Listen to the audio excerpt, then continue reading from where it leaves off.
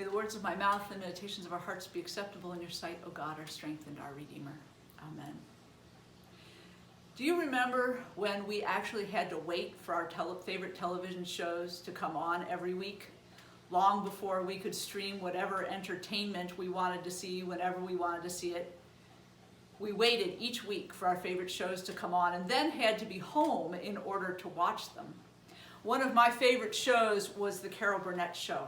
I thought that was one of the funniest things on TV, and every single week I would be guaranteed of just a delightful time of laughter. I loved the way the four principal actors and actresses worked together, played off of each other.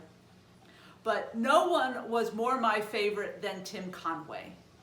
Tim Conway, even when he had the smallest bit part in a skit, could come in and with a single look or a single line send the rest of the cast almost into hysterics, and you would watch them sort of turn away from him, trying not to break out of character, trying to keep a straight face, trying to keep the skit moving. And there's Tim Conway sitting there absolutely straight-faced, not budging a muscle on his face, and looking at the rest of them like, well, what's wrong with you? I think some of his genius was in his ability, not as a principal comic or actor, but in his ability to come in and ask a question, make a statement, or even just have a look on his face. And our poor Apostle Thomas reminds me a little bit of that this week. We hear the story of supposedly doubting Thomas every second Easter. If we think about Thomas, Matthew, Mark, and Luke pretty much ignore him. He shows up in the lists of the names of disciples, but he doesn't get any special treatment. It's not until the Gospel of John that we actually meet a little bit more of Thomas. And Thomas never breaks character either in the times that he comes to light in John's Gospel. We see him in the 11th chapter when Jesus and the disciples have gotten word that their friend Lazarus has died. And Jesus is preparing to go. The disciples don't want him to go because he has already come to the attention of the authorities, and his disciples know that to travel to Bethany would put him in jeopardy, put him in danger of his life.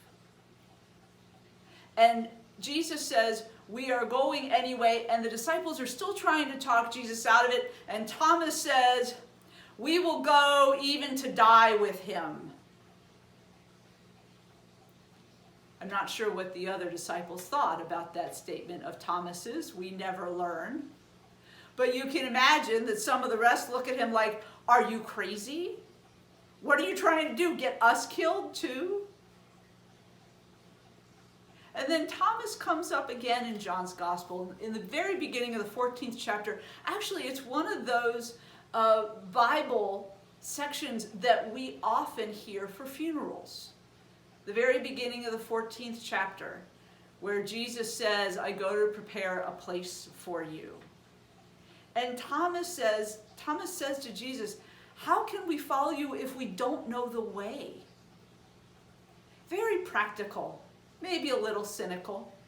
And Jesus says that famous line, I am the way, the truth, and the life.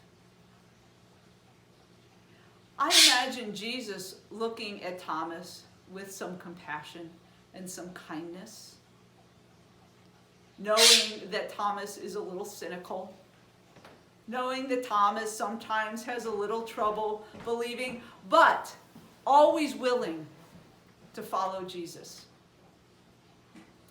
And then we come to today's gospel lesson. I'm not sure this is the only reason why we should have called Thomas doubting. Maybe he earned that moniker throughout his time following Jesus. Because if we hear those two stories of Thomas, we can assume that throughout their ministry and mission together, Thomas was often the one putting out there statements, maybe asking hard questions. You know, he wasn't one of the inner three. He didn't witness the transfiguration. He didn't witness the raising of Jairus' daughter. But he was there throughout the ministry, offering himself, asking the questions. And we only hear that Thomas doubted when Jesus appeared to the apostles in that upper room.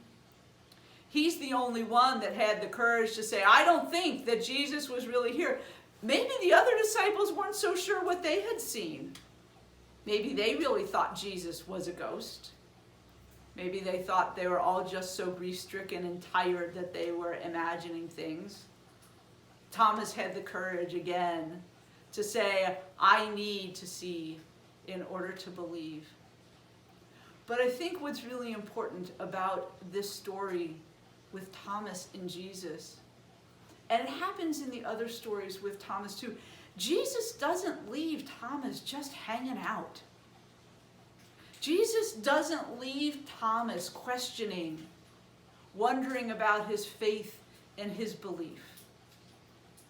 Jesus comes back, gathers Thomas up. I don't know, can you sort of see the look on Jesus' face? Oh, my poor Thomas, the one who just always has to see in order to believe. Jesus comes back that second time, maybe only for Thomas, because he knew how important Thomas was, how faithful he had been. But he was one that just needed a little more reassurance, a little more clarity. He was the one that just needed to see it for himself. And so Jesus makes sure that Thomas gets that. Makes sure that Thomas has what he needs. And Jesus does the same for all of us. Jesus doesn't leave us hanging. Jesus doesn't leave us asking the hard questions with no answers. Doesn't leave us wondering and never coming back. Jesus gathers us like he gathered Thomas. Makes sure that we have what we need. Draws us deeper into our lives of faith. Meets us where we are, even if we're not sure where that is. I love Thomas. Thomas, of all the disciples, often seems so easy to connect with because he is so human. He is so real. He's not one of the ones that gets named. He's not one of Jesus's favorites. But he's special all the same. He is special to Jesus. He is one that continues to live a life of courage and faithfulness. There's all kinds of stories about where Thomas may have gone after Jesus' death and resurrection. Stories that perhaps he went to India, what is now India, which is why the Mar Thoma church is there. We don't know for sure. But what we do know is that every time Thomas needed Jesus, Jesus was there, gathered him up, offered him reassurance, gave him what he needed to remain faithful. And Jesus does the same for us. Happy Easter.